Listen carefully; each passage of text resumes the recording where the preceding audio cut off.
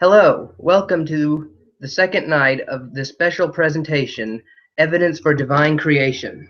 Last night, we talked about the Kalam Cosmological Argument for God's existence, and I gave very powerful evidence for the existence of God. I listed a syllogism for the Kalam Cosmological Argument, then I gave evidence for the truth of those premises. And then I gave the conceptual analysis for what the cause of the universe might have. The Kalam cosmological argument went like this. Whatever begins to exist has a cause. The universe began to exist, therefore the universe has a cause. If you did not catch that video, if you did not join us last night and see my talk on the Kalam cosmological argument, you can go to cerebralfaith.blogspot.com and watch that again later. Tonight, I will be talking about the fine-tuning argument. First, let me introduce myself if you've never seen me before. My name is Evan Minton. I am a blogger. I write for the blog Cerebral Faith. And the main purpose of my blog is to give evidence for the truth of the Christian faith, to show unbelievers that the Christian faith does have a very rational foundation. I write articles about arguments for God's existence, like the one I talked about last night, and the one I'm talking about tonight. I write about the moral argument, the ontological argument. I write many articles addressing criticisms of the Christian faith from atheists, like the problem of evil and suffering, the hiddenness of God. I address alleged contradictions that people think that they found in the Bible. I even write on some soteriological issues, the Arminian Calvinism Molinism debate. So there's a lot of things I write about, but the main purpose is to show people that you can believe in Jesus Christ because you use the brain that God gave you, not in spite of using the brain that God gave you. You can believe in the Bible because you used the brain that God gave you, not in spite of using the brain that God gave you. That's why it's called cerebral faith. I take a very cerebral approach to my faith. So I hope that after this talk tonight, you will go check out that blog and read some of the articles that I wrote. If you're a skeptic, hopefully you can come to see that Christianity is true and give your life to Jesus Christ. If you're already a believer, I hope that what I write will equip you in discussing your faith with non-believers. Tonight, I'm going to be talking about the fine-tuning argument. The fine-tuning is, well, over the past 50 years, scientists have been discovered to find that the laws and the constants of physics unexpectedly conspire in extraordinary ways to make the universe habitable for life. If the constants and quantities of physics were to be altered by even a hair's breadth, the balance would be destroyed and the universe would not be capable of permitting life. Now, tonight I will give several examples of fine-tuning in physics, and then I will give a syllogism that argues for design as the best explanation for that fine-tuning. Then I will address several objections by atheist scientists, philosophers, and lay people to the fine-tuning argument, where they attempt to refute the argument and show that the fine-tuning is not best explained by design. But first, I want to open with a couple of passages from Scripture. First, I want to read from Isaiah chapter 45, verse 18. For this is what the Lord says, He who created the heavens, He is God. He who founded and made the earth, He founded it. He did not create it to be empty, but formed it to be inhabited. And Romans chapter 1, starting with verse 18, the wrath of God is being revealed from heaven against all the godlessness and wickedness of men who suppress the truth by their wickedness. since what may be known about God is plain to them, because God has made it plain to them. For since the creation of the world, God's invisible qualities, his eternal power and divine nature have been clearly seen, being understood from what has been made, so that men are without excuse.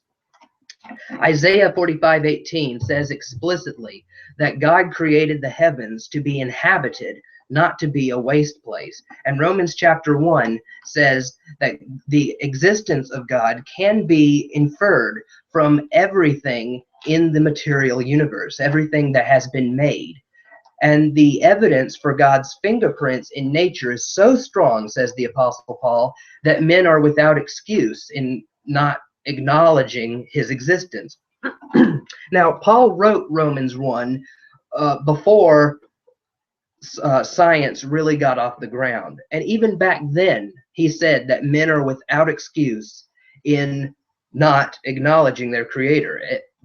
His fingerprints in nature were self-evident even back then.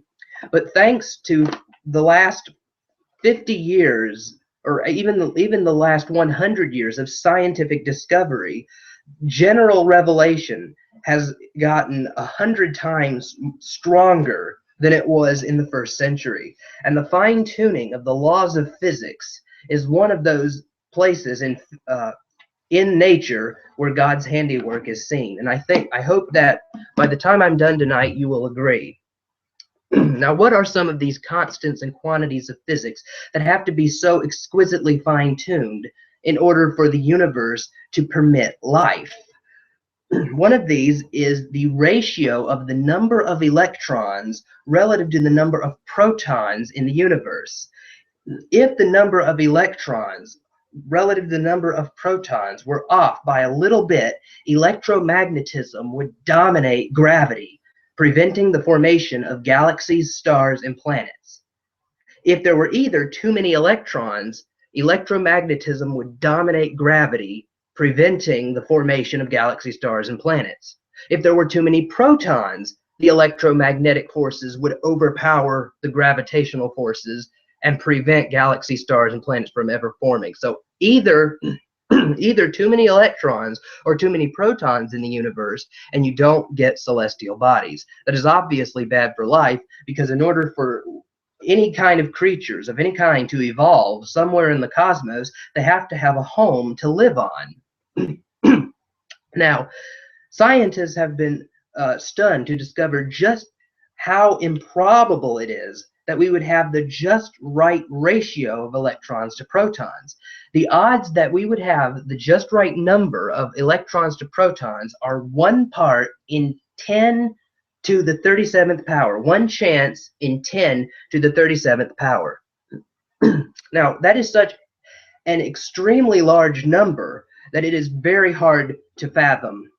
An analogy might help. This is the illustration that the astrophysicist Hugh Ross gives in his book, The Creator and the Cosmos. Ross says to cover the entire North American continent in dimes, stacked all the way up to the height of the moon, that's a height of about 239,000 miles. Next, pile dimes from the ground to the moon on 1 billion other continents the same size as North America. 1, 2, 3, 4, 5, 6, 7, 8, 9, 10, and so on.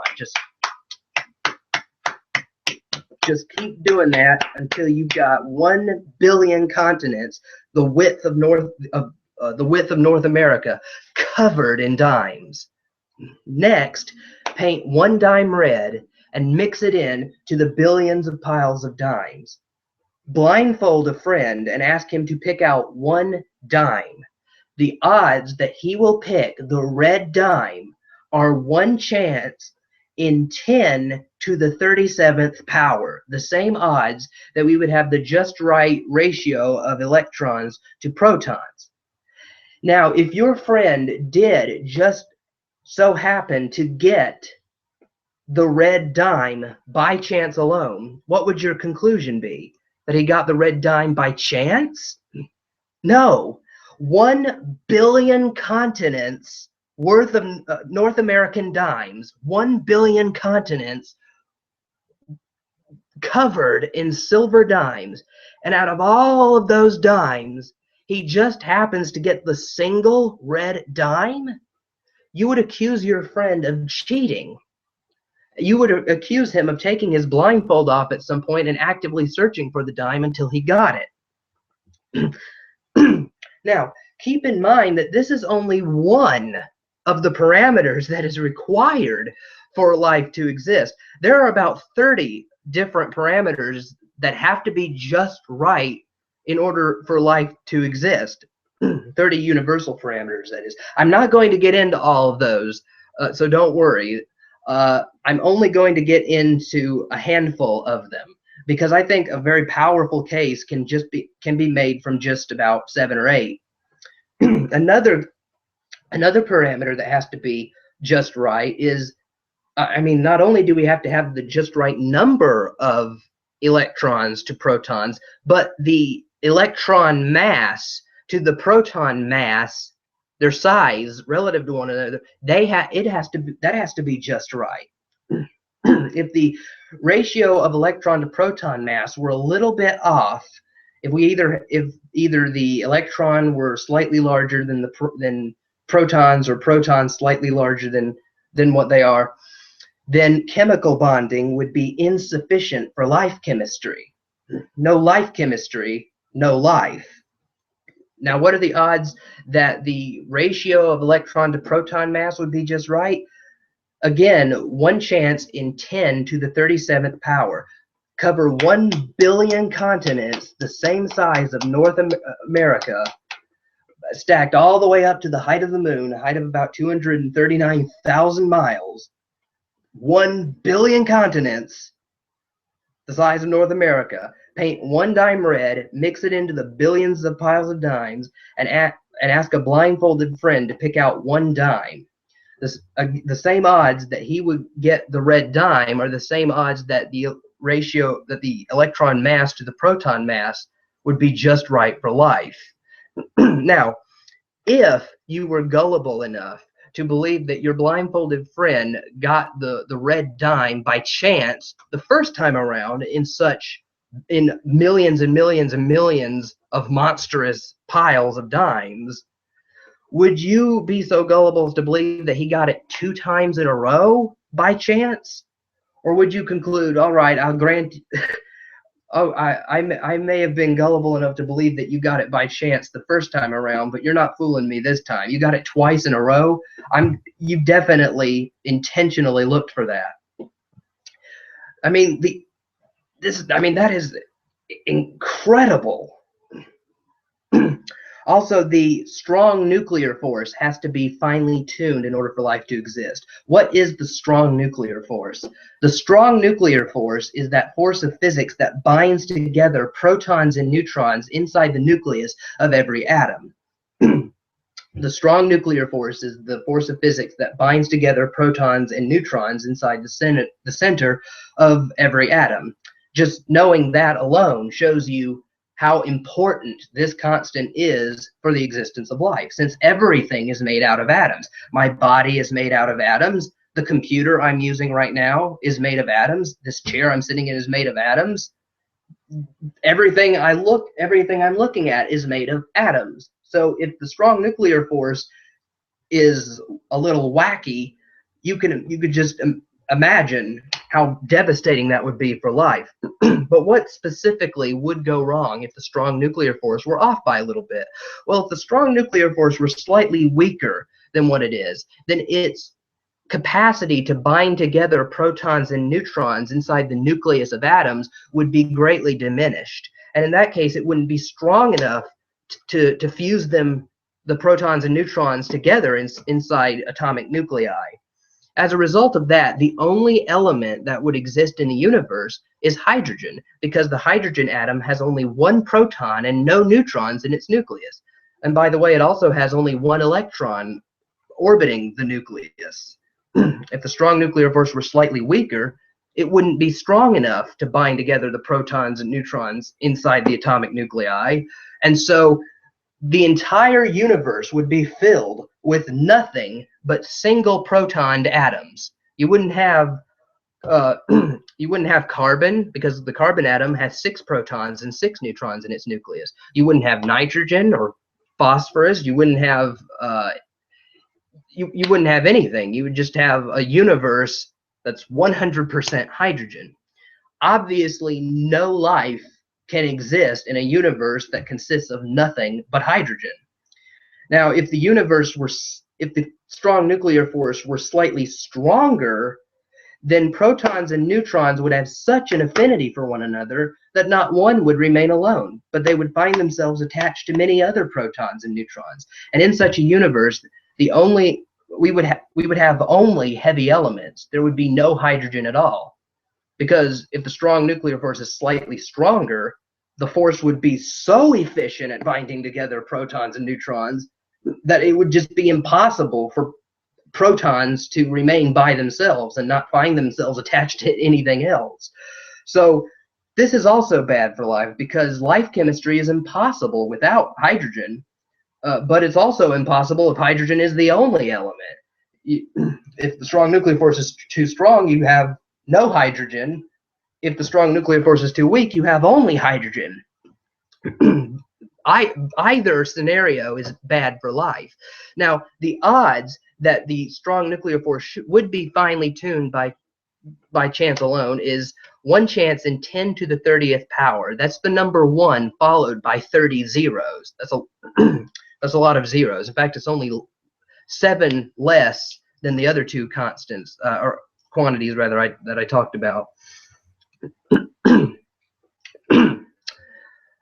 The weak nuclear force must also be finely tuned. The weak nuclear force governs, among other things, the rates of radioactive decay.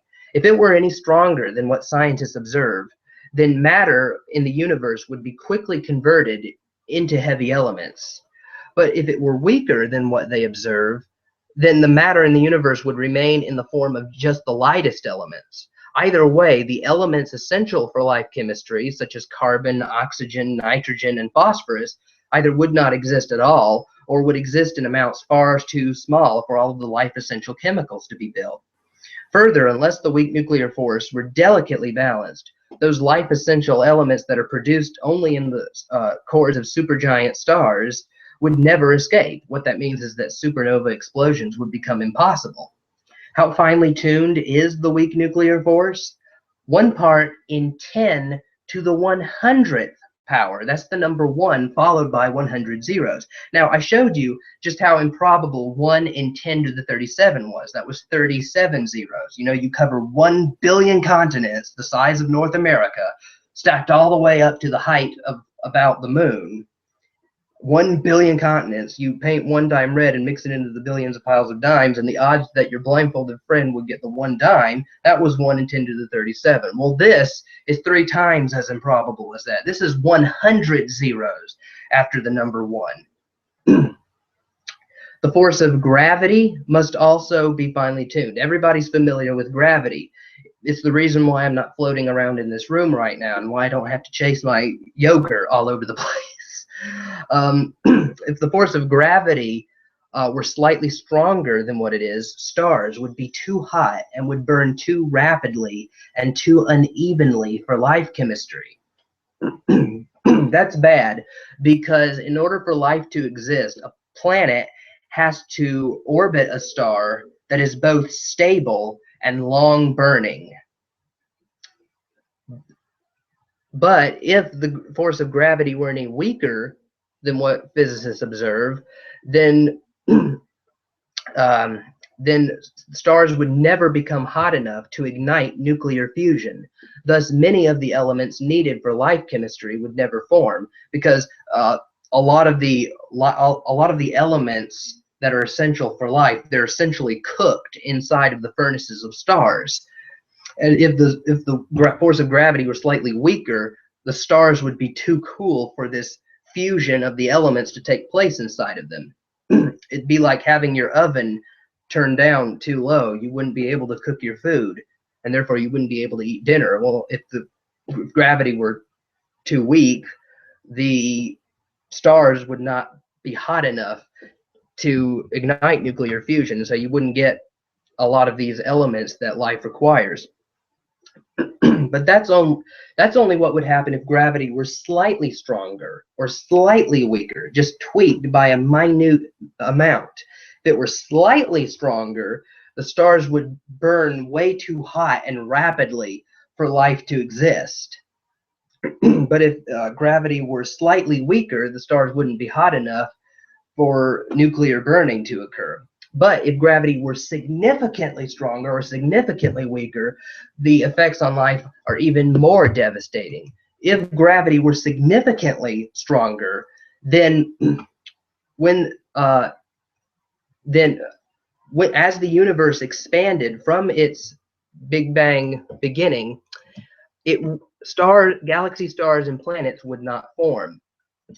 You see, gravity, when the universe was forming, gravity was the law of physics that took all of the matter and gas and dust in the universe and coalesced them into galaxy stars and planets. It took the stuff in the universe and coalesced them into galaxy stars and planets.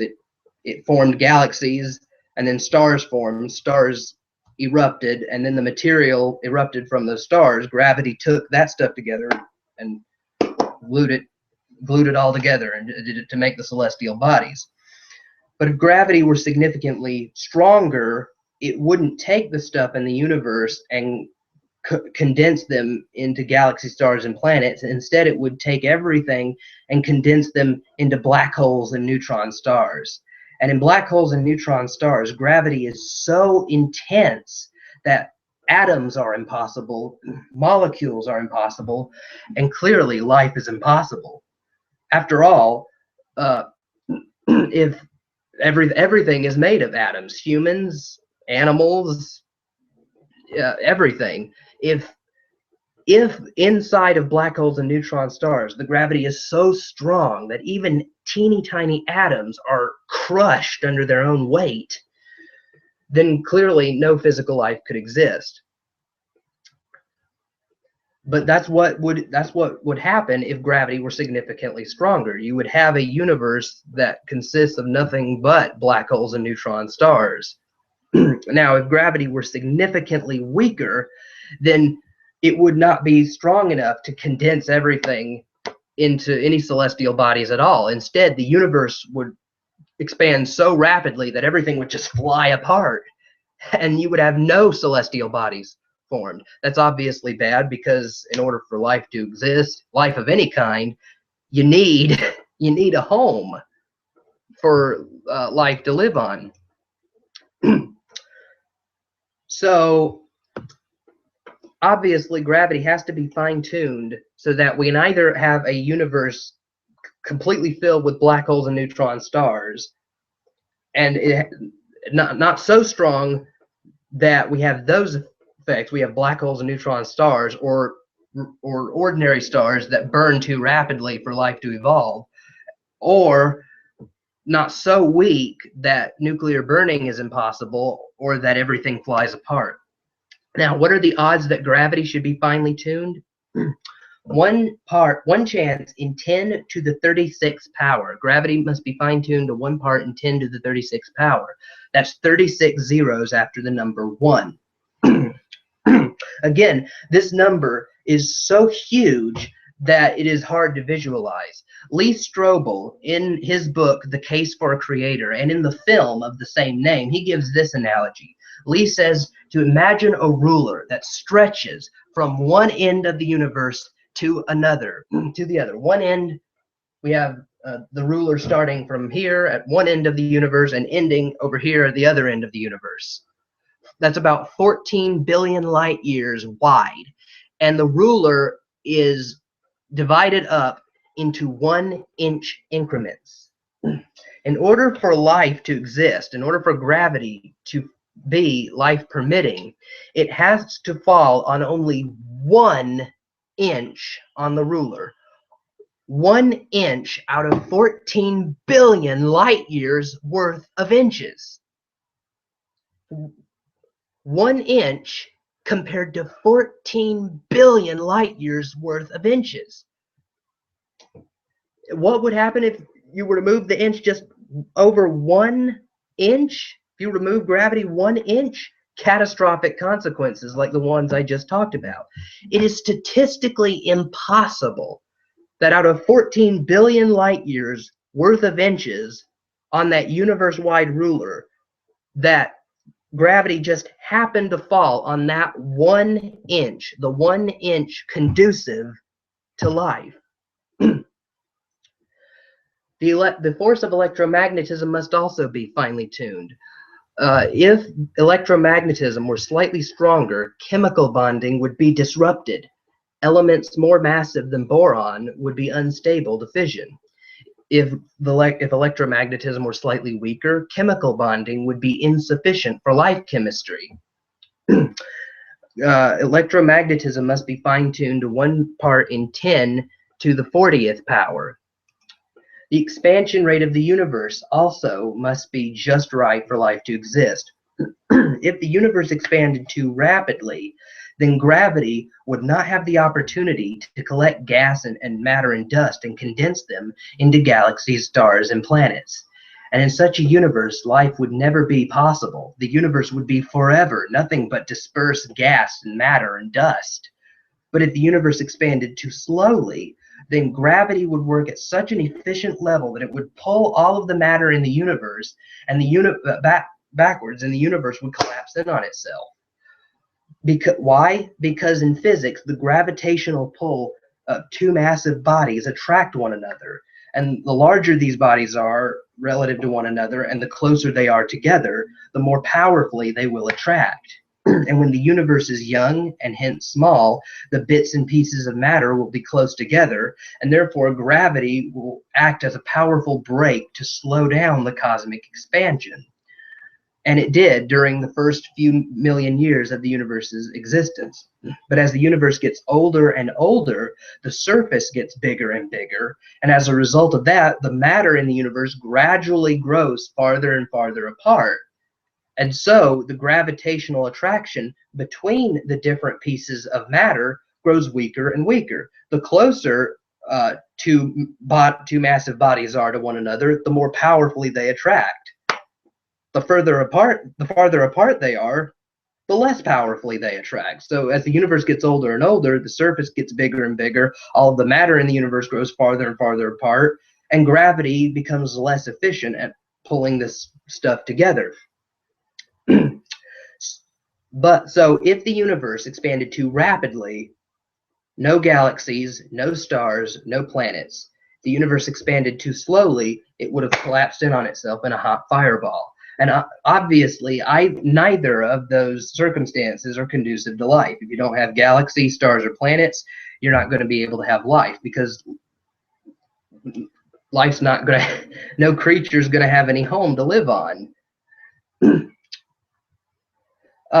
But the expansion rate of the universe is governed by 2 factors. It's governed by gravity, which I just talked about, and it's governed by a recently discovered constant called dark energy, also known as a cosmological constant. Now, dark energy is, as the name suggests, it is a type of energy. It is embedded in the fabric of space. Dark energy is embedded in the fabric of space, just like how a badge might be embedded on a Boy Scouts uniform. That's dark energy is embedded in the fabric of space. And dark energy, it causes the universe to expand. It drives the expansion of the universe. If dark energy or gravity were to be off by a little bit, the expansion rate of the universe would be off by a little bit. If dark energy were slightly stronger, then the universe would have expanded too rapidly, and therefore no celestial bodies. But if dark energy were a little bit weaker, then gravity would have too much of an influence on the expansion rate, and therefore it would expand too slowly and collapse. What if dark energy were at the strength it needed to be, but what if gravity were exponentially stronger? Well, in that case, gravity would have too much of an influence on the expansion rate, and therefore the universe would collapse, even if dark energy took the value that it was supposed to. If gravity were exponentially weaker, then the universe would expand too rapidly. So if either dark energy or gravity were off by a little bit relative to one another, that's going to affect how fast the universe expands. Now, how finely tuned is dark energy, or the cosmological constant? By the way, this cosmological constant is different than the one that Einstein proposed in order to get out of the expansion rate of the universe. What are the odds that dark energy should be just right? 1 part in 10 to the 120th power. 1 part in 10 to the 120th power. 120 zeros after the number 1. Again, that number is just so unbelievably huge that it is just incredibly difficult to visualize. Lee Strobel, in the book The Case for a Creator and in the film of the same name, gives this analogy. He says that the odds that dark energy should fall within the very narrow life-permitting range so that life can exist, so that the universe doesn't expand too quickly or too slowly, that it's the same odds that as if you were to fly hundreds of miles into outer space, and you were to look back at the Earth and throw a dart at it, and then you hit a target a trillionth of an inch in diameter. That's smaller than the average atom. That's how improbable dark energy being just right is. But as improbable as dark energy's fine-tuning is, it pales in comparison to one of the arbitrary quantities that is needed to be just right. The entropy level of the universe has to be just right. What is entropy? We talked about entropy last night when I was talking about the Kalam Cosmological Argument. It is the amount of disorder produced by the second law of thermodynamics. The second law of thermodynamics, in case you don't know, is it's one of the laws of thermodynamics. It tends to bring things from order to disorder. It tends to cause things to decay and rot over time. It causes heat to travel from hot bodies to cold bodies. It's the reason why when you walk outside in the winter, when you leave the door open in the wintertime, your house gets cold. All of the heat that was trapped inside of your house escapes to the outside, and that's why I find it funny when people say, "Close the door, you're letting the cold in." Wait a minute, no, you can't let the cold in. You let the heat out. Did you not study physics? Anyway, the amount of entropy in the early universe is important for life to exist. If it were slightly larger, stars would not form within protogalaxies. If it were slightly lesser, no protogalaxies would form. This is bad because protogalaxies are basically baby galaxies. They are things that are becoming galaxies. And if you don't have any protogalaxies, you won't have any galaxies. And if you don't have any galaxies, you won't have any stars, since stars only form in galaxies and not in intergalactic space. You'll never find a star that's just floating around on its own, not contained in any galaxy. But if there are no stars, then there won't be any planets, because planets are made from the stuff that stars produce.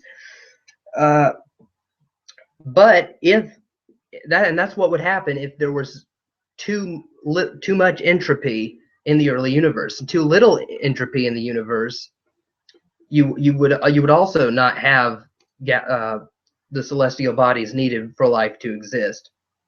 Now, what are the odds that the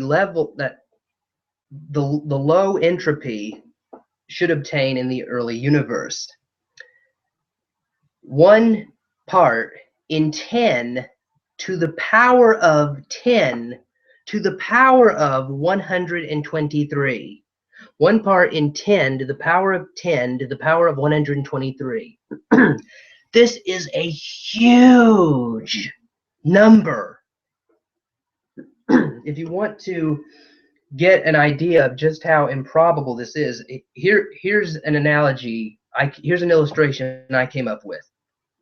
Let's say that you were to set a laptop computer in front of a 2-year-old toddler, and you had Microsoft Word open, and you already had the number 1 typed in that Microsoft Word document, and you told that toddler to press the number 0 and to keep pressing zeros until he has 10 to the 123 zeros typed out. How long would it take that child to type in 10 to the 123 zeros? He would die as an old man before he finally got through typing all of the zeros. Now, you could replace that old man with another toddler and tell him to type in zeros until he gets, until he finishes where his predecessor left off. He keeps pressing zeros, one after another after another. How long would it take this new toddler to finish? He would also die as an old man before he got 10 to the 123 zeros typed in after the number 1. In fact, you could go through 10 generations of men spending their entire lives typing in zeros, and you still would not have this number typed out in full. That is a huge number. But another illustration has been given by the astrophysicist Roger Penrose. He said that it's so special that the odds of the against the initial state coming about by chance are less than 1 part in 10 to the power of 10 to the power of 123. So if you try to write this out, 10000, with this number of zeros, you'd try to put 1 0 on every particle in the observable universe, and you'd still be way short. You'd never do it that way. That's not enough room to put all of the zeros in so. Do you understand what Penrose is saying? He's saying that if you were to take every single particle in the universe, every single atom, and write a tiny 0 on it, every atom in the universe with a 0 on it, you would still not have this number fully written out. This is an unbelievably huge number. There are not enough particles in the universe to write zeros on to write this number out. 10 to the 10 to the 123. But that's just how big the number is, the numerical. That's not even describing how many members in a collection of items that the number is describing. You see, the number of members in a collection of items is always more than the number of zeros used in the numerical to describe the amount of objects in your collection. The number of members in a collection are always more than the number of zeros used in the numerical that's used to describe the number of members in the collection. For example, if you had 100 marbles, you have 100 marbles, but there's only 2 zeros in the numerical 100. 1, 0, 0. Only 2 zeros. If you have 1,000 people in a football stadium, you have 1,000 people, but there's obviously a lot more people in the stadium than there are zeros in the numerical that's used to describe the number of people in the stadium. 1, 0, 0, 0. There's only 3 zeros in it. So here's the thing. If the amount of zeros in the numerical is so many that you can't even, that even all of the particles in the universe are not enough to write the number of zeros on, how many objects would 10 to the 10 to the 123 be? Returning to the original dime analogy, how many piles of dimes would your blindfolded friend have to search through in order to find the red dime? He would have the original dime analogy, that was just 1 in 10 to the 37. That was just 37 zeros after the number 1. This is 10 to the 123 zeros after the 1. The odds that the just right level of low entropy should obtain in the early universe is billions and billions and billions of times more probable, more improbable rather, than the original dime illustration I used. It is absolutely impossible that the level of low entropy should have fallen into that very narrow life permitting range. It is absolutely impossible. Your friend would have to search through several million universes, the size of our universes, in order to find one dime out of all those dimes. It is statistically impossible that the entropy level of the universe should be fine-tuned by chance. This is amazing. Now, I want to give a syllogism that I think takes us from this extraordinary fine-tuning to design as the best explanation. How do we account for this remarkable fine-tuning of the constants and quantities of nature? Well, I think that there are only 3 possible explanations for it. I think the best explanation is intelligent design. To prove that, I'll employ a syllogism formulated by philosopher Dr. William Lane Craig that he uses in his books Reasonable Faith and On Guard. Premise 1. The fine-tuning of the universe is due to either physical necessity, chance, or design. 2. It is not due to physical Premise 2, it is not due to physical necessity or chance. 3, therefore it is due to design. The fine-tuning of the universe is due to either physical necessity, chance, or design. It is not due to physical necessity or chance, therefore it is due to design. This is a logically valid syllogism. The conclusion follows from the premises by the rules of logic. This syllogism takes the form disjunctive syllogism. Now, in order to get to the conclusion that the fine-tuning is due to intelligent design, we're going to have to see whether both of the premises are true. That's how a good argument works. A good argument has valid logic and true premises. Well, I know it's logically invalid.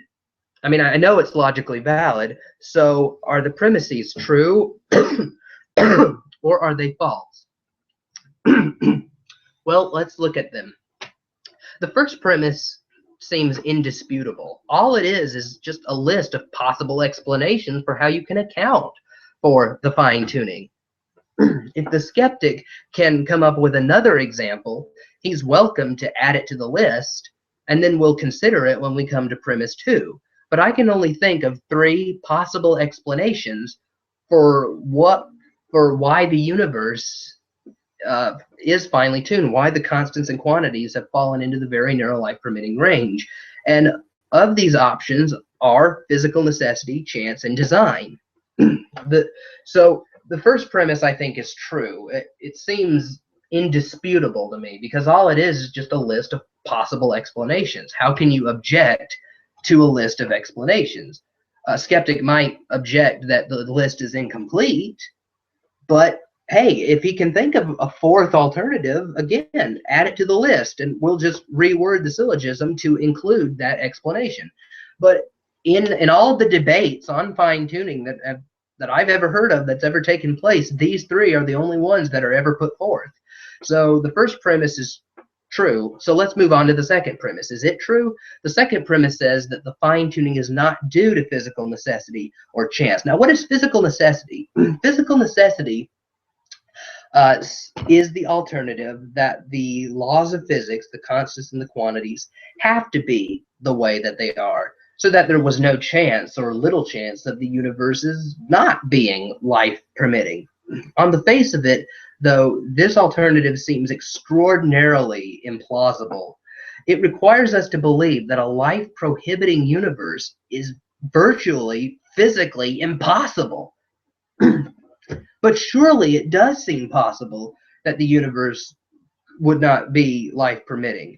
If the universe had expanded just a bit more quickly or just a bit more slowly, if the force of gravity were to be slightly stronger or slightly weaker, or if the strong nuclear force had been tweaked in even a marginal way, any of these adjustments and more would have prevented a life-permitting universe. And yet all of these seem perfectly possible physically. So the person who maintains that the universe must, of physical necessity, be life-permitting is putting forth an explanation that requires some pretty strong evidence, but there is no evidence. This alternative is just conjecture that's put forth as a bare possibility. As the scientist P.C.W. Davies states, even if the laws of physics were unique, it doesn't follow that the physical universe itself is unique. The laws of physics must be augmented by cosmic initial conditions. There is nothing in present ideas about laws of initial conditions remotely to suggest that their consistency with the laws of physics would imply uniqueness. Far from it. It seems then that the physical universe does not have to be the way it is. It could have been otherwise. End quote. Then could it be the result of chance? I don't think so. I think I've done a pretty good idea arguing against chance in the presentation already. Lee Strobel in the film The Case for a Creator says that the odds of even getting the cosmological constant, another name for dark energy, and gravity, just those two things, the odds of getting those two things falling into the very narrow life-permitting range are the same odds as that a blindfolded person could pick one specific atom out of all the atoms in the universe. The odds of the universe's low entropy coming about by chance is 1 part in 10 to the power of 10 to the power of 123. That would be like finding one randomly marked dime out of a pile billions of times the size of our universe. Each one of these constants and quantities is statistically impossible on their own. But when you add them all together, improbability is multiplied by improbability, by improbability, by improbability, by improbability, by improbability, until our minds are reeling in incomprehensible numbers. So it seems to me that the second premise is true as well. It is not due to physical necessity or chance. Well, since both of the premises are true, the conclusion necessarily follows, therefore it is due to design.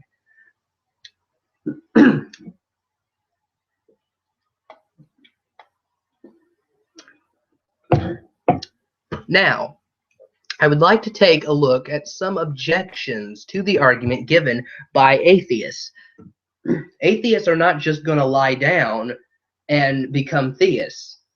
A lot of them have given several objections to the fine-tuning argument that they think are good enough to get them out of the God hypothesis. But I think that they're all very flawed. I'm going to take a look at a few of them. I'm not going to take a look at all of them because there's like 15 to 20 different objections that I've heard given to the fine-tuning argument. And there's just not enough time to go through of all of those, but I am going to go through about maybe 6 or 7. The first is the multiverse argument.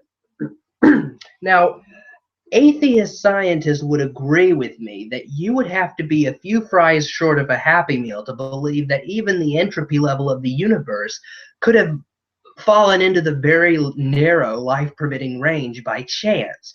The odds are just so overwhelmingly low that even one of these constants or quantities should take the life-permitting value, that that no rational person would ever conclude that the universe is life-permitting by mere chance, but only if this universe is the only one in existence.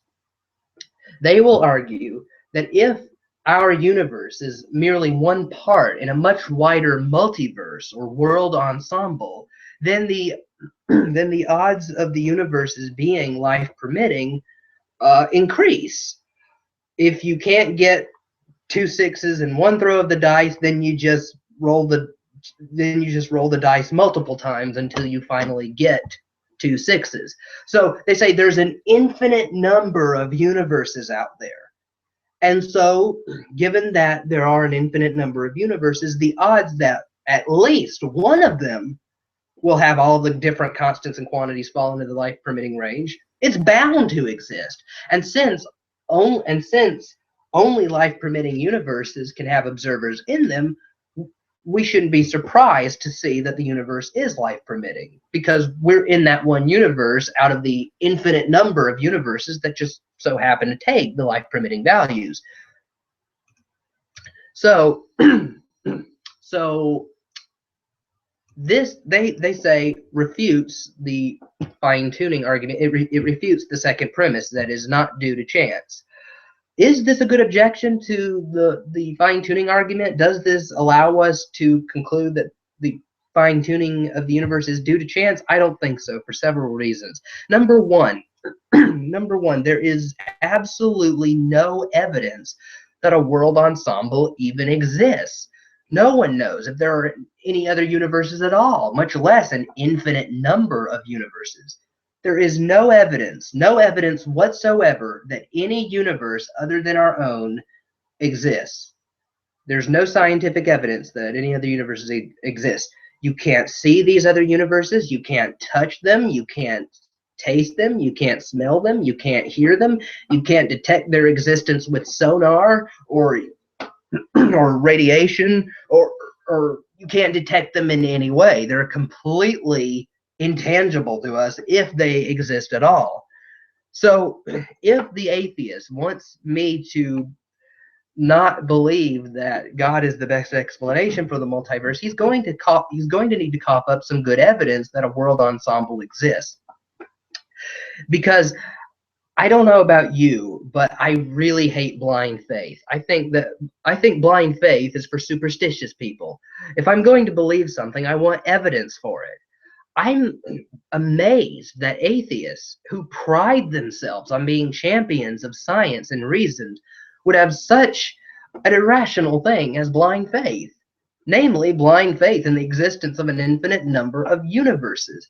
If atheists truly want to cling to the multiverse hypothesis, they should forever remain silent whenever a Christian says that he just has faith that Christianity is true and that he doesn't need evidence to believe it. People in glass houses should not throw stones.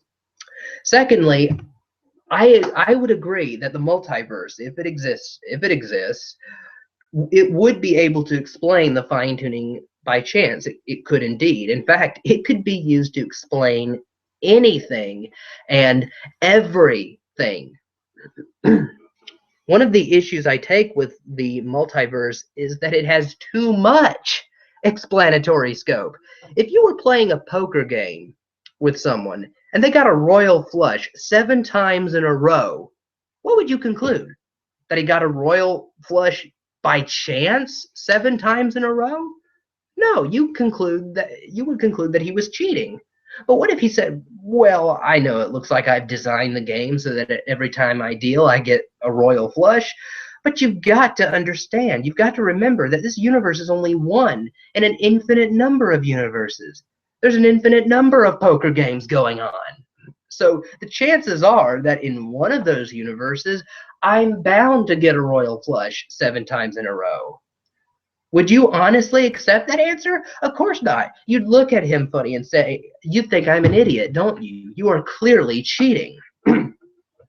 So if you're going to appeal to an infinite number of universes, and there does need to be an indefinite number in order to guarantee that by chance alone you get a universe that's life permitting, if you're going to appeal to the infinite universe theory in order to explain away the fine-tuning, we could never rationally explain any highly improbable event.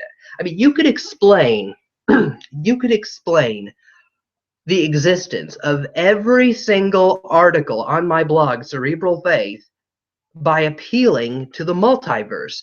You could say that a cat and mouse formed all of those coherent sentences in every single blog, in every single article on my blog. A cat and mouse, they just ran back and forth, back and forth, back and forth against the keyboard.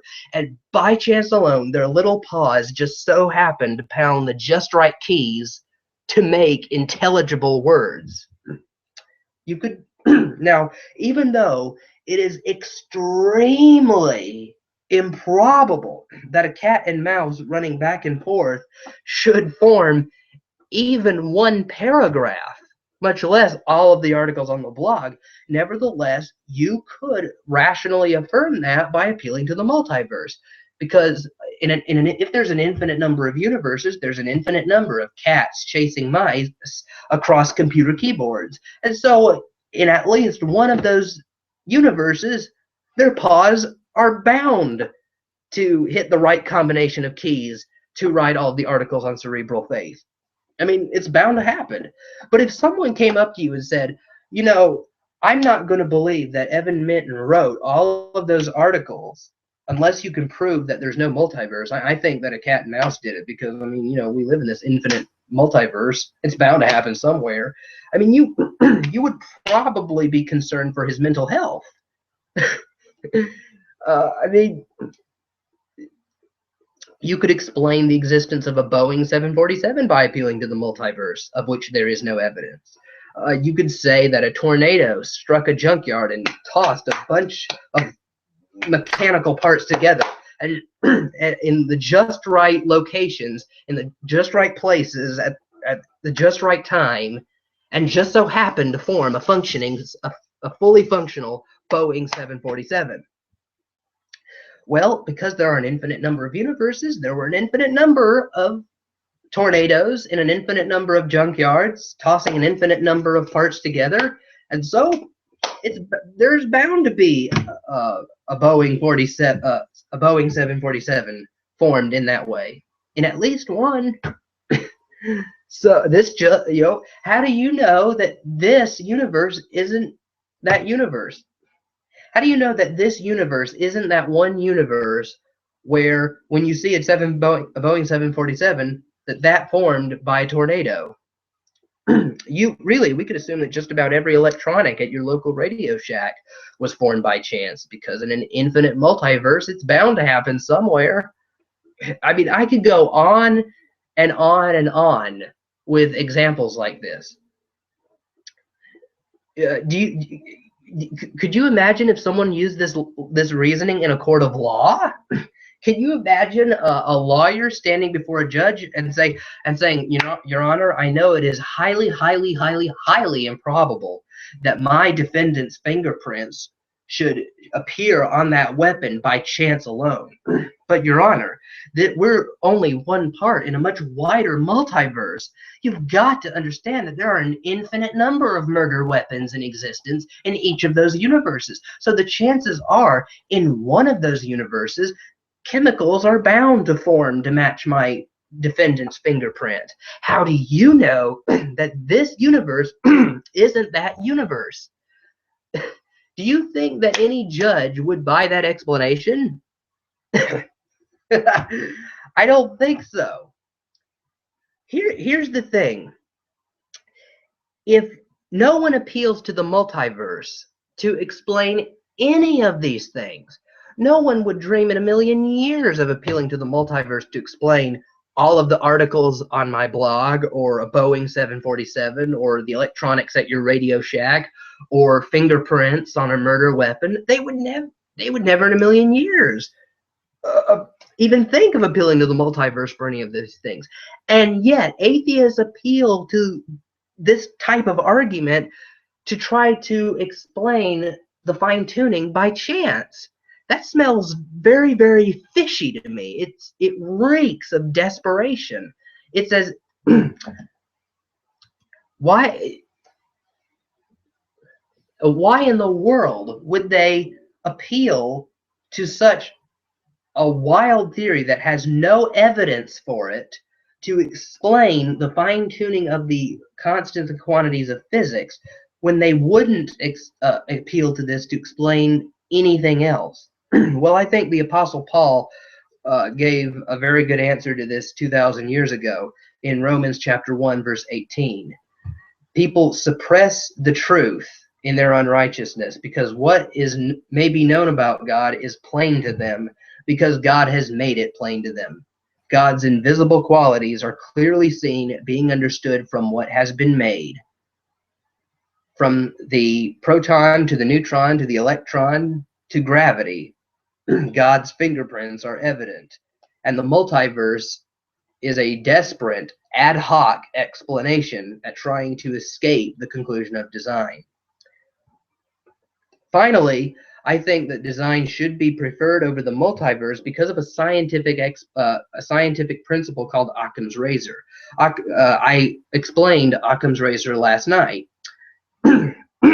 Occam's razor says that if two different hypotheses can both explain the same data, if they can equally explain the data, then you should prefer the one that has less explanatory agents, or the one that invokes the least necessary agents. So we've got one God on the one hand, and we have an infinite number of universes on the other hand.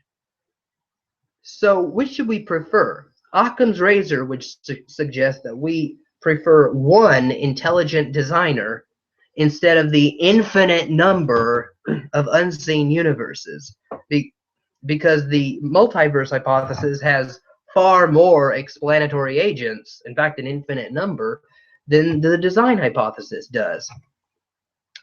Objection number 2.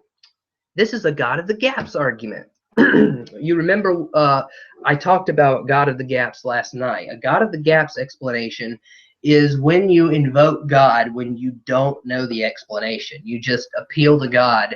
You just appeal to God because you don't know the explanation. But this actually isn't a God of the gaps argument. You see, when it comes to the fine-tuning, you only have 3 options that can explain the fine-tuning of the universe: physical necessity, chance, or design. That's it. Physical necessity, chance, or design. Physical necessity and chance have been ruled out as having explanatory power, and design is the only explanation left. Since design is the only explanation left, you should go with that one. If you've only got 3 explanations and you rule 2 of them out, the last explanation has to be the right one. Now, not only is it the only explanation left, this explanation also has the explanatory power to explain the fine-tuning, whereas we've seen the other ones do not. You see, the fine-tuning argument employs a method of reasoning known as abductive reasoning, or also known as inference to the best explanation. So this is not a God of the gaps argument. This is an inference to the best explanation. We have this phenomenon, and we have 3 possible explanations for it. Option 1, option 2, option 3. Option 1 and option 2 are not good explanations, and so option 3 must be the right explanation. Now again, if the skeptic can think of another alternative for how to explain the fine-tuning, then we could add it to the first premise, to the list of possible explanations, and then we'll see if that explanation has the explanatory power. And if it does, then maybe we can go with that explanation other than design. But I can only think of 3 possible explanations to explain the fine-tuning of the universe, and of the 3 possible explanations are necessity, chance, or design. And as I've already demonstrated, necessity and chance do not have the causal power to produce fine-tuning, while an intelligent designer does have the causal power to explain the fine-tuning, and that's why we should go with that explanation.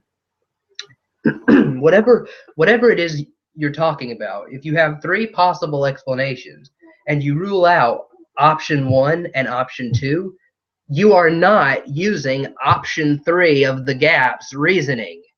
You're making an inference to the best explanation. It's not God of the gaps, it's inference to the best explanation. To further illustrate my point, to see that this is an inference to the best explanation rather than God of the gaps, consider this syllogism. 1, either P or Q or R. 2, not P or Q. 3, therefore R. This is how the syllogism this is the logical form of the fine-tuning argument. You've either got P, Q, or R to explain the phenomenon. P and Q are terrible explanations. They're implausible. They're implausible at best, irrational at worst. But R has the causal power to explain phenomenon X. Now, would anybody say you're using R of the gaps reasoning? That you're unjustified in inferring R? Or here's another example. Here's one that I like to use. The Flintstones takes place in either the past, the present, or the future. It does not take place in the present or the future. Therefore, it takes place in the past. Now, this is the argument for when the Flintstones takes place. The first premise says it either takes place in the past, the present, or the future. The second premise says it doesn't take place in the present or the future. Well, if it doesn't take place in the present or the future, it must take place in the past. This is a logically valid argument. It takes the same form. It takes the form disjunctive syllogism. Now, the first premise seems indisputable. All it does is list the three possibilities as to the time period when the cartoon The Flintstones is supposed to be taking place. It either takes place in the past, the present, or the future. Now, if the skeptic can think of a fourth time period as to when the Flintstones might take place, he's welcome to add it to the list, and then we'll think about it when premise 2 comes around. But since this list seems to exhaust the list of possibilities, let's move on to the second one. That it does not take place in the present or the future. We can affirm this premise by doing some thinking. There are dinosaurs around. The theme song describes the Flintstones as your modern Stone Age family. Of course, modern Stone Age is a contradiction they put in there to make it humorous, as the Stone Age takes place in the ancient past and is not modern in any sense of the word. There's no technology anywhere to be seen in the show except for animals and dinosaurs that provide the same function as some of the things that we have today. For example, a mammoth dishwasher. A lot of the animals are animals that have been extinct for millions of years. Therefore, the conclusion follows. 3, therefore, it takes place in the past. It doesn't take place in the present or the future, since the present doesn't have any of the things you see in the Flintstones. You don't see dinosaurs anymore. They've went extinct millions of years ago. So it mustn't take place in the present or the future. So it must take place in the past. Now, would any atheist seriously say that the argument I just gave was past of the gaps reasoning? That I can't think of another time period, and therefore I'm just punting to the past? I can't think of another time period, so I just throw up my hands and say, the past. Of course not. This is an inference to the best explanation. Given all of the dinosaurs, extinct animals, and references to the Stone Age, we inferred that the writers of the Flintstones intended for the cartoon to take place in the ancient past and humorously arranged it to resemble some of the things in the 21st century. Or how about this example? Thomas is either male, female, or premise 1. Thomas is either male, female, or genderless. 2. Thomas is not female or genderless. 3. Therefore, Thomas is a male. The first premise seems indisputable. All it does is list the three possibilities as to what gender he is. He's either a male, a female, or he doesn't have any gender at all. He's asexual. The conclusion, the second premise is that he's neither a male, neither a female, nor is genderless, and the conclusion asserts that therefore he is a male. Now, the first premise seems indisputable since all it is a list of possible explanations. The crucial one is the second premise. Is Thomas female or genderless? We can affirm the second premise by doing some thinking.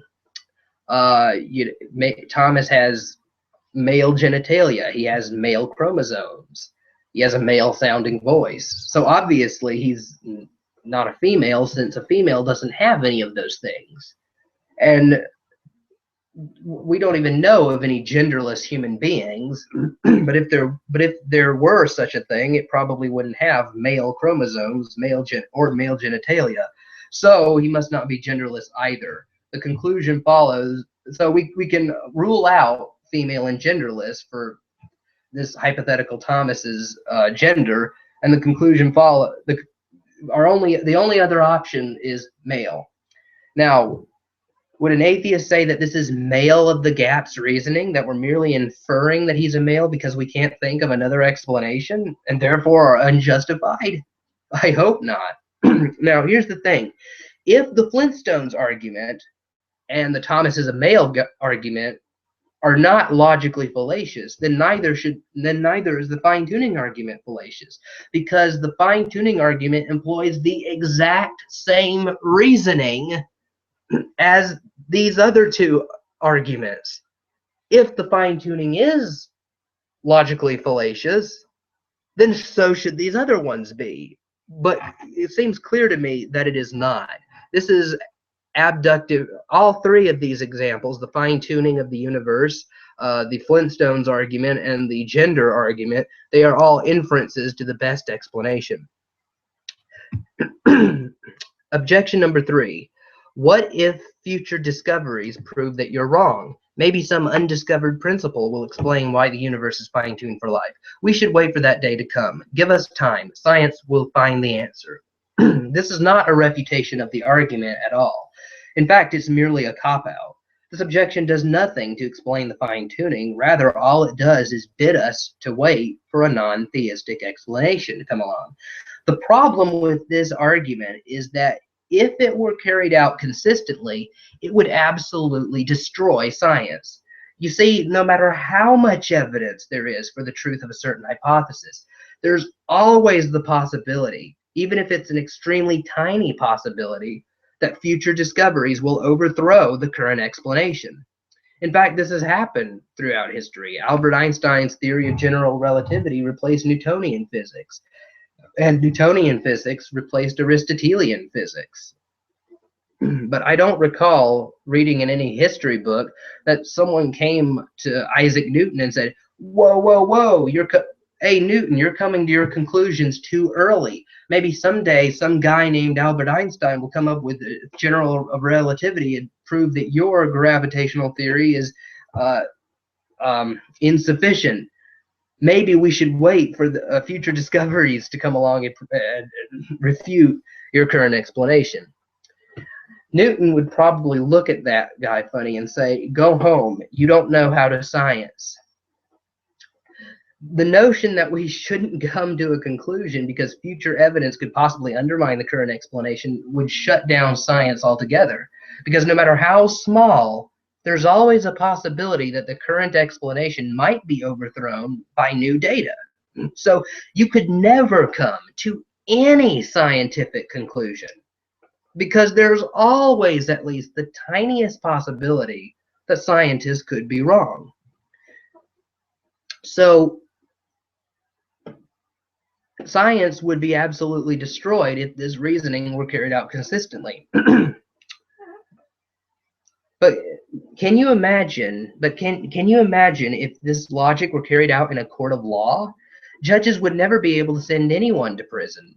Imagine a lawyer arguing, yes, Your Honor, I know that the evidence seems to indicate that my client is guilty, but what if someday detectives discover new evidence that show that my client was innocent after all? Maybe we should wait until that new evidence comes along. You know, sometimes that does happen. Sometimes people are unjustly sent to prison, and years later, new evidence comes about to show that they really were innocent after all. But if you were to apply this reasoning, you would never be able to send anyone to jail, and therefore there would be no point in having trials at all, because you already know that no matter what evidence there is for a defendant's guilt, you would have to wait for future discoveries, which may or may not ever come along. Here's the rub. When new discoveries come along in science, and without refute a currently held hypothesis, we abandon that hypothesis and adopt a better one. When new evidence comes along in law that shows that a person is innocent, we let that person out of prison. But here's what we don't do. We don't just sit back and refuse to come to a conclusion because future findings might overthrow the current conclusion. We have to follow the evidence wherever it leads now, not where it might possibly lead in the future. Objection number 4. Well, we really shouldn't be surprised that the universe is finely tuned for life. After all, if it weren't finely tuned, we wouldn't be here to notice it. Given that we are here, we should expect the universe to be finely tuned. This skeptic is attempting to use the anthropic principle to render the fine-tuning argument invalid, to say that no explanation is needed. Now, what is the anthropic principle? The anthropic principle says that we can only observe features of the universe that are compatible with our existence. I agree with the anthropic principle. I don't have any problem with the anthropic principle. I think that's obviously true. If there were any feature of the universe that were incompatible with our existence, we wouldn't be here. But the conclusion that therefore we shouldn't be surprised that the universe has all of the features necessary to permit the existence of observers is, I think, a non sequitur. I don't think that follows from the anthropic principle. And to show you why, here's an illustration that Dr. William Lane Craig uses in his books Reasonable Faith and On Guard. He says, imagine you're traveling abroad and are arrested on trumped up drug charges and are dragged in front of a firing squad of 100 trained marksmen, all with rifles aimed at your heart to be executed. And you hear the command given, ready, aim, fire!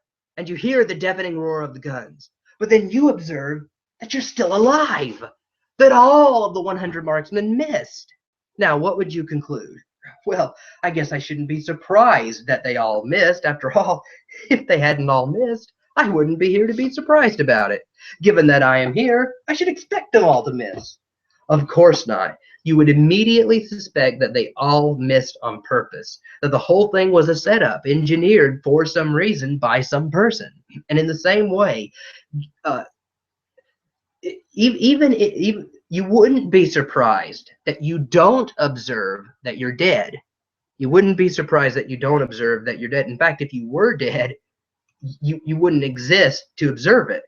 Nevertheless, it doesn't follow that you shouldn't be surprised that you do observe that you're alive, given the improbability that all of the marksmen should miss you. In the same way, even though we shouldn't be surprised that we don't observe a life-prohibiting universe, we should still be very surprised that we do observe a life-permitting universe, given the extraordinarily improbability that all of these different parameters should have taken just the values they did in order to permit life. Okay, I'm going to list one more objection. This objection says that the universe's fine-tuning is like a lottery in which all of the tickets are sold. In a lottery in which all of the tickets are sold, it is highly, highly improbable that any one person should win it, and yet somebody has to win it. The person who wins would be unjustified in saying, the odds of me winning the lottery were 20 million to 1, therefore the lottery must be rigged. And in the same way, these people argue that we would be unjustified because we won the cosmic lottery, that the universe is life permitting. Some universe had to exist, some combination of dial settings of the constants and quantities of physics had to obtain. And so we would be unjustified in inferring that it's design, because any combination of the constants and quantities of physics are equally as improbable as any other. This objection actually helps us to see where the detractor from design has misunderstood the argument. The argument is not trying to explain why this particular universe exists or why this particular combination of settings of the laws of physics obtained. Rather, it's trying to explain why a life-permitting universe exists, or why a life-permitting combination of physical constants obtained. Here's another illustration used by Dr. William Lane Craig in his book On Guard and Reasonable Faith to refute this syllogism. He says a better analogy to the fine-tuning argument would be a lottery in which billions and billions and billions and billions of black ping pong balls are mixed in with one white ping pong ball, and you are told that one ball will be drawn at random, and if the ball is black, you will be allowed to live. I mean, okay. If the ball is white, you will be allowed to live. But if the ball is black, you'll be executed. Now, even though any particular ball is equally as improbable as any other ball, nevertheless, it is overwhelmingly more probable that whichever ball rolls down the chute, it will be black rather than white. And in the same way, even though any particular combination of the law of the constant quantities of physics obtaining, even though any particular setting is equally as improbable as any other setting, nevertheless, it is overwhelmingly more probable that whichever combination of values the laws of physics took, it would be a life-prohibiting combination rather than a life-permitting combination. Another way that the argument has been put to me is like this. They said,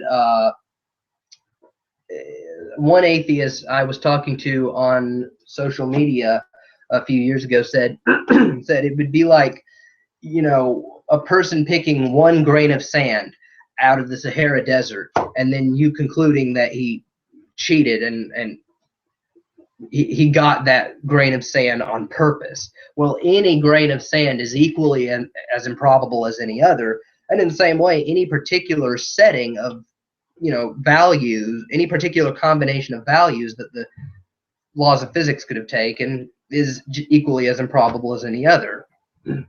So just as we would be unjustified in saying that that person picked up that particular grain of sand in the Sahara Desert on purpose, we would also be unjustified in saying that the universe is not finely tuned by chance but design. And I answered by saying a better analogy would be if you were to mix in one grain of salt within all of the trillions and trillions and trillions of grains of sand in the Sahara Desert, and you blindfolded a friend and asked him to pick out one particular grain. Now, even though any particular grain is equally as improbable as any other, nevertheless, whichever grain your blindfolded friend picks, it is overwhelmingly more probable that it will be a grain of sand rather than that single grain of salt. And in the same way, even though it is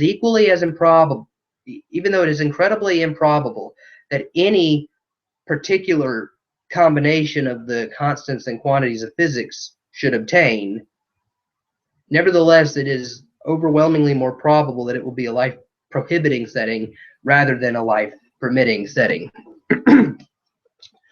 I think that the fine-tuning argument is one of the most powerful arguments for God's existence. It can withstand intense scrutiny. I have used it in several online debates with atheists, almost as much as I use the Kalam Cosmological Argument. And in all of the debates I have, I see atheists floundering to refute it with objections like the 5 that I talked about tonight.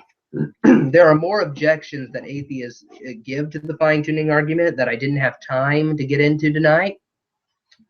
But if you want to check out those objections and how I refute them, go to www.cerebralfaith.blogspot.com. That is my blog underneath my name. And on the side, I recently created a sidebar that called a page. It's on a sidebar, and it's titled Natural Theology Library. And when you click on that, it shows all of the different articles that I've written on natural theology arguments, and I've categorized them. So, like, here's all of the blog, here are all of the blog posts I've written about the fine-tuning argument. Here are all of the blog posts I've written about the Kalam Cosmological Argument. Here are all of the blog posts I've written about the moral argument, and so on. And so you can see those other objections if maybe you have an objection to the fine-tuning argument that I didn't get to. But you may find the refutation to that on my blog, Cerebral Faith. Also, if you want to go even more depth to this, for number one, check out Cerebral Faith. But also, you could get The Case for a Creator by Lee Strobel. He interviews Robin Collins in chapter 7, and it's that whole chapter is about the fine-tuning argument. You could also pick up Dr. William Lane Craig's Reasonable Faith or On Guard, and he talks about the fine-tuning argument in those books. But if you're new to apologetics, if you're new to arguments for God's existence, I recommend On Guard, because On Guard is designed to be entry level, whereas Reasonable Faith is a little more advanced. So if you're new to this material, check out On Guard first. You could also check out Hugh Ross's book, The Creator and the Cosmos. He has a very excellent chapter on fine-tuning in the second half of his book, and he goes into some of this material. Hugh Ross is a Christian apologist. He's a pastor, but he's also an astrophysicist. He got his degree in astronomy, astrophysics. He also got a minor in physics, so he knows what he's talking about when it comes to the scientific evidence for creation. I hope you enjoyed this 2-night presentation, and I hope that if you're an atheist and you're watching this, I hope that you are convinced by my arguments and are come to the conclusion that God does exist. If you're a Christian, I hope that I have enhanced your faith. I hope that I have strengthened it. And if you are an unbeliever, if you are convinced that God exists and you want to know how you can have a personal relationship with the Creator that you now believe on the basis of science exists, you can message me on Cerebral Faith's Facebook page and ask me where to go from here. If you want to give your life to Christ, you can message me on Cerebral Faith, and I'll tell you where to go from here. Well, I hope you enjoyed this presentation, and I'm going to be signing off now. Peace out.